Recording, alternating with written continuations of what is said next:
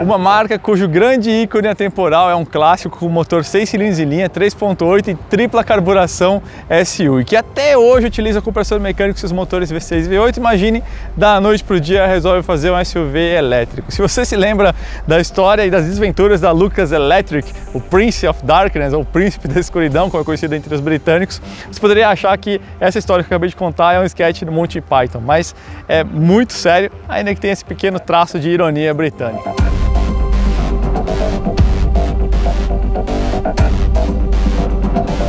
Esse é o Jaguar I-Pace, 100% elétrico, ganhou 3 prêmios no tradicionalíssimo World Car of the Year, talvez a mais tradicional e respeitada premiação que existe em todo mundo. Ganhou em 3 categorias: melhor carro verde, melhor carro de forma geral e melhor design. Hoje a gente está aqui na Velocitar para conhecer os detalhes técnicos dele e as impressões dinâmicas na pista. E futuramente a gente vai fazer uma outra teste, uma outra avaliação para mostrar como é que esse carro então se comporta no mundo real.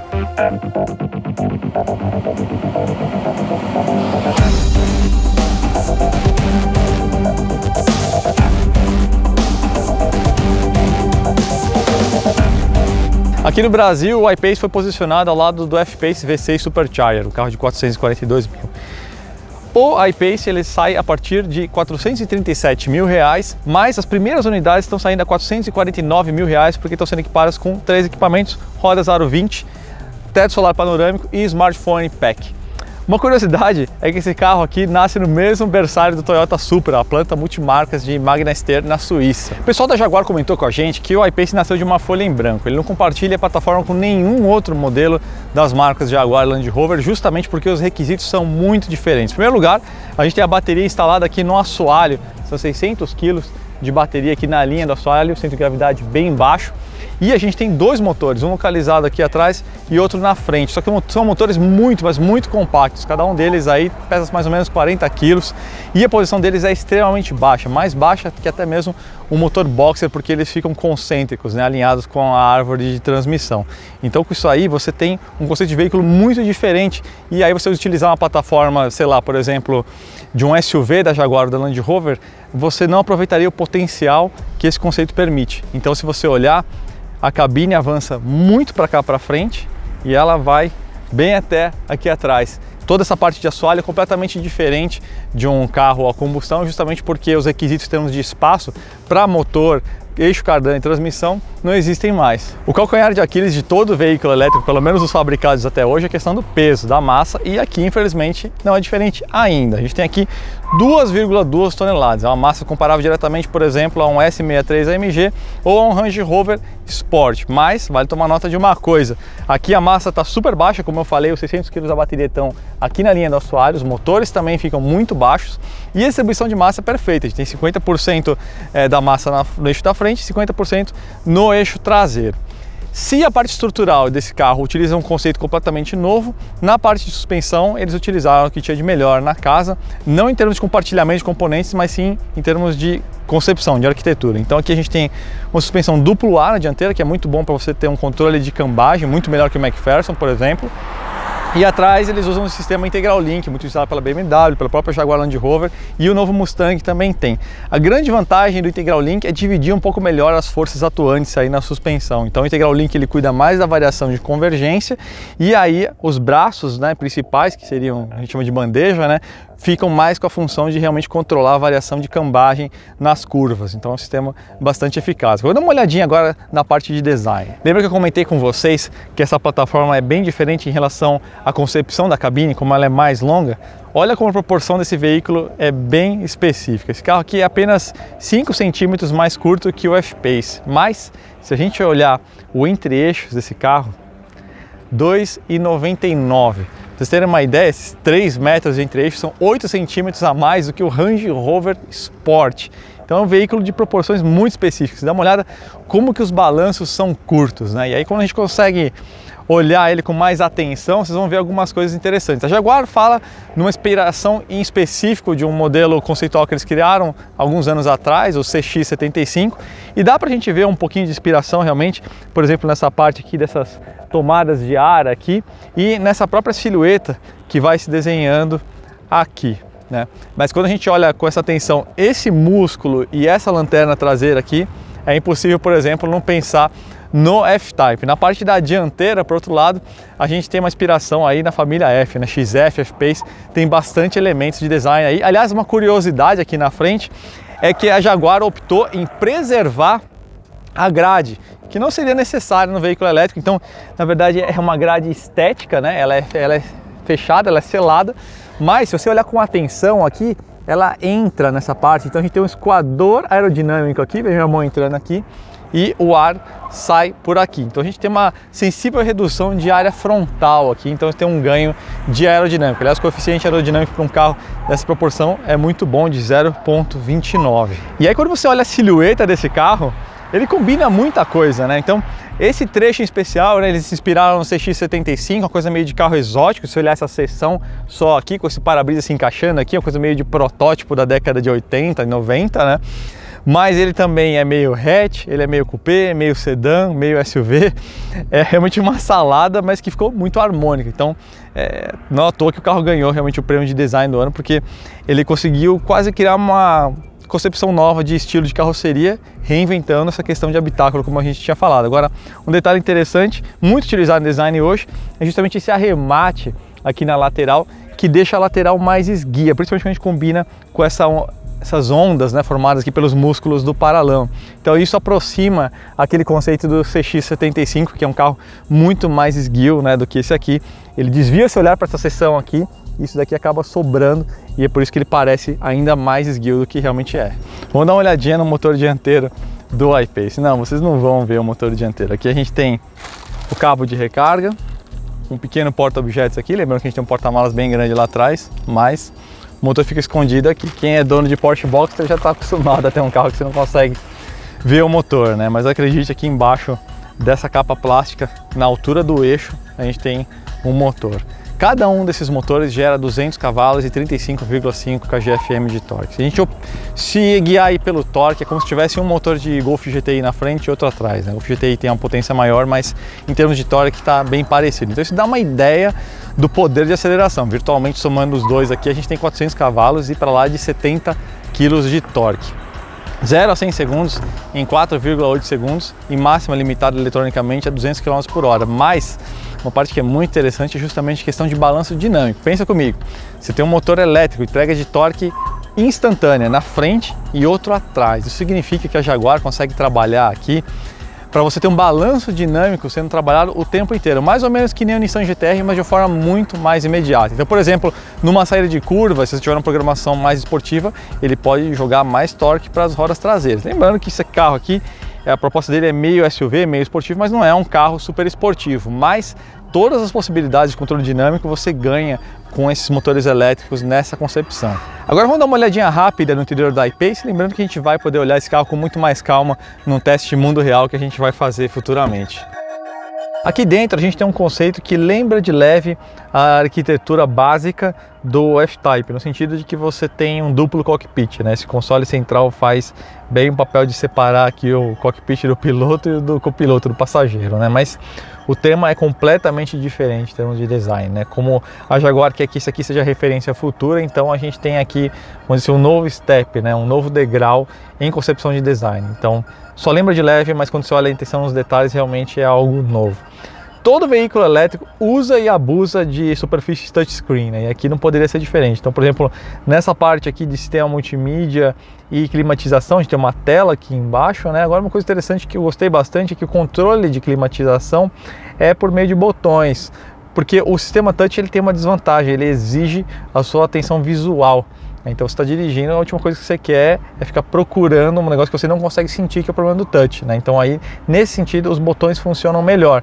Então aqui, por exemplo, agora eu consigo controlar a temperatura e aí se eu puxar o botão para cima, ele muda o modo para eu controlar a intensidade do vento. Então isso é uma sacada de design bem interessante. Aqui no meio, a gente tem um negócio que parece um recarregador por indução para você pôr seu smartphone, mas infelizmente a Jaguar vacilou, não equipou o carro com isso, mas é muitíssimo provável que isso seja introduzido numa próxima versão ou mesmo num facelift no modelo.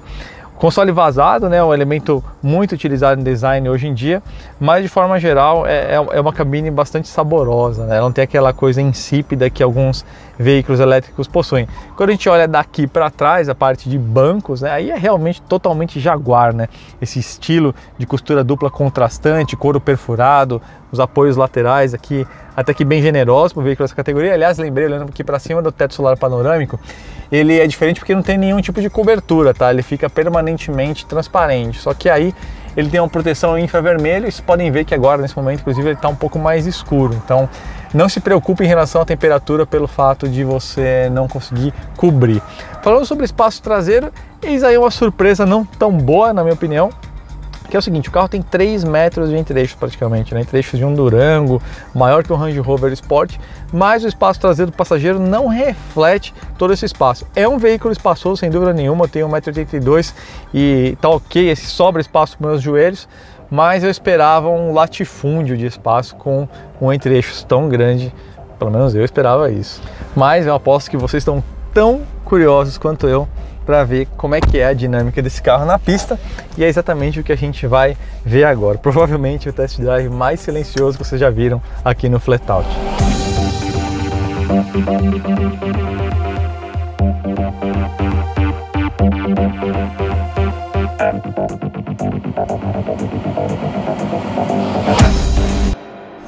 Não parece, mas o carro tá ligado. É uma coisa muito doida.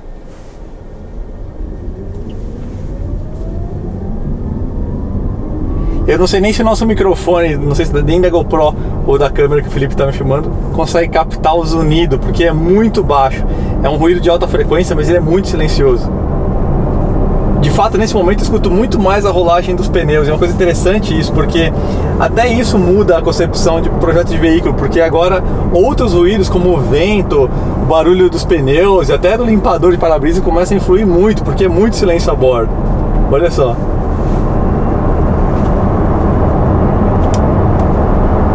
Parece que você está voando você está em queda livre, é uma coisa muito interessante. Mas o outro detalhe que deixa a gente impressionado é esse aqui, cara, a entrega de torque. Dá uma olhada nisso. É absurdo, é absurdo. É praticamente como se você apertasse o botão de fast forward. É uma entrega de torque muito ao estilo de um V8 Big Block, por exemplo, com diferencial curto, né? É uma patada seca, então é realmente muito interessante. Agora, não é que o carro é 100% silencioso todo o tempo, tá? Olha, a gente consegue aqui ativar um ruído no modo Dynamic, estou no modo Eco, né? A gente consegue ativar aqui um ruído para deixar o carro um pouquinho mais interessante quando você for andar na pista. Se bem que eu gosto muito dessa dicotomia, desse antagonismo bizarro entre você ter um carro que acelera tanto e não fazer nenhum barulho. Então vou botar aqui no modo Dynamic.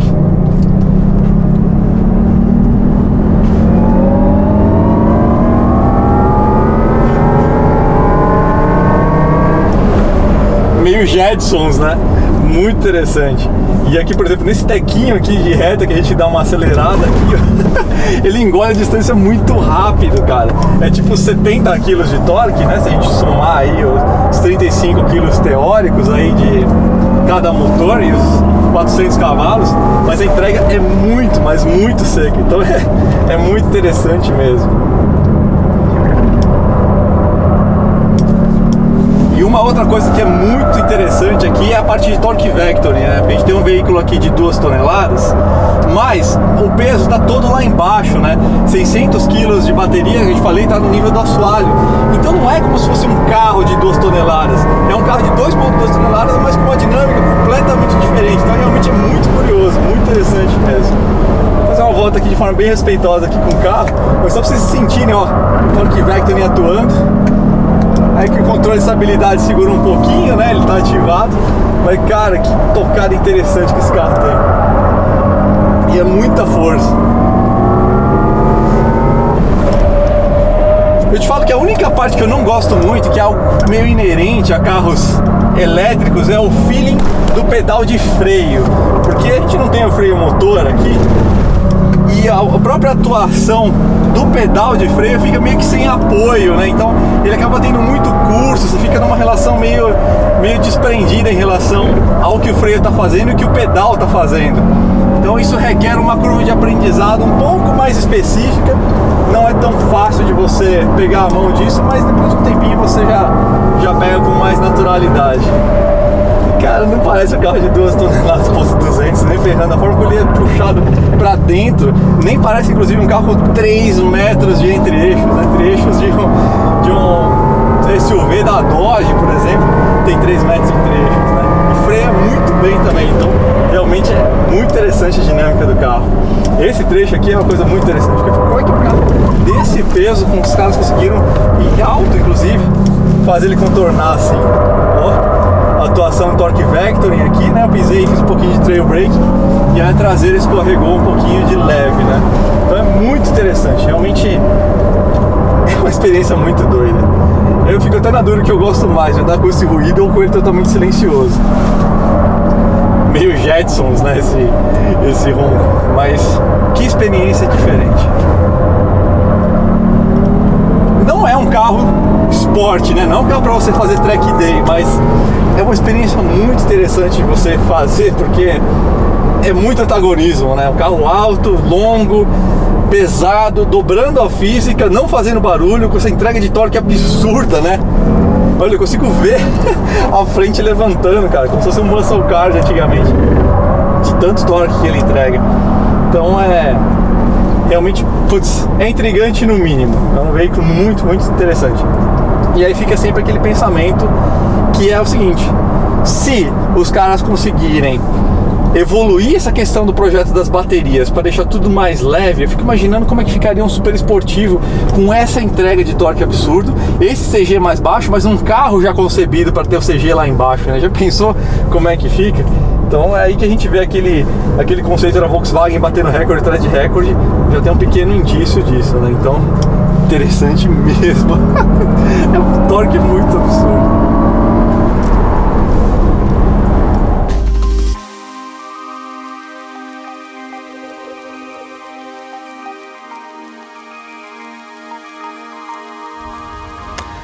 Boa parte das impressões dinâmicas vocês já viram e ouviram aí agora há pouco no onboard, né? Mas eu não poderia deixar de frisar essa entrega de torque, quão absurdo que é. A gente não consegue se acostumar com um negócio tão legal. Se você já dirigiu um V8 Big Block com diferencial curto, você sabe exatamente o que é essa entrega de torque, de quebrar o pescoço. É exatamente o que a gente tem aqui, mas com esse antagonismo, desse silêncio a bordo quase sepulcral. É uma experiência muito legal. Tenho muita curiosidade de ver como é que é ter essa experiência, por exemplo, na estrada, na cidade. Isso é uma coisa muito, mas muito interessante. Aliás, existem muitas dúvidas que a gente ainda vai responder num vídeo futuro em relação à usabilidade mesmo, né? Pontos de recarga, dá para ter um carro desse, por exemplo, numa cidade grande? A gente vai fazer uma pauta mais direcionada a essa questão de uso, que a gente sabe que existe muita dúvida, né? Mas eu queria concluir, na verdade, esse vídeo mais com uma reflexão mesmo, né? Porque nós, entusiastas, em nossa maior parte, somos apaixonados por roncos, né? O ronco, a música mecânica é o que motiva a gente, né? Você encher a rotação, você preparar o motor para ele girar 2, 3, 4 mil RPM a mais do que a rotação original de fábrica, porque a música mecânica realmente mexe com os nossos sentidos mais primitivos, né? E isso aqui é um outro estágio da evolução do automóvel e nem por isso é insípida. Eu acho que essa é a parte que eu queria frisar, porque eu sou apaixonado por ronco de motor, mas eu sinto que eu vou reservar no futuro essa experiência para o meu carro antigo, para o meu carro de nicho, o meu brinquedo do final de semana. Eu tenho a sólida impressão que, mesmo nesse test drive na pista, que você ter esse silêncio sepulcral a bordo vai te trazer um nível de conforto, de redução de estresse, e mesmo nas grandes cidades, né, a gente vai ter uma poluição sonora muito menor futuramente. Lógico, existe uma série de discussões em relação ao processo de fabricação de baterias, emissões, inclusive para gerar energia elétrica, né? O Brasil é uma exceção, porque a gente tem aqui muita fonte hidráulica, né? Hidrelétricas a rodo, mas o resto do mundo a gente sabe que não é assim. Então existe inclusive uma discussão mais complexa a respeito de que se são veículos realmente limpos, o que está por trás de tudo isso, mas a gente sabe que há um caminho mais limpo para isso, né? Mas eu não queria entrar nesse debate agora, queria só realmente me focar nessa parte veicular. Olha, realmente, como eu disse, se você é um entusiasta, eu acho que vale a pena você experimentar antes de sair tecendo conclusões, porque eu sou completamente viciado em ronco de motor e cara, eu fiquei meio viciado na experiência de andar no elétrico e eu tenho certeza que você vai curtir também. Vai experimentar, tira sua conclusão depois. E se tiver na dúvida ainda, aguarda aí a nossa próxima avaliação que a gente vai fazer futuramente para ver em relação à usabilidade do carro no dia a dia, mas é muito provável que continue tão interessante quanto a experiência que a gente teve aí. Beleza, pessoal? Então é isso aí. Obrigado pela atenção de vocês. Até a próxima e um abraço.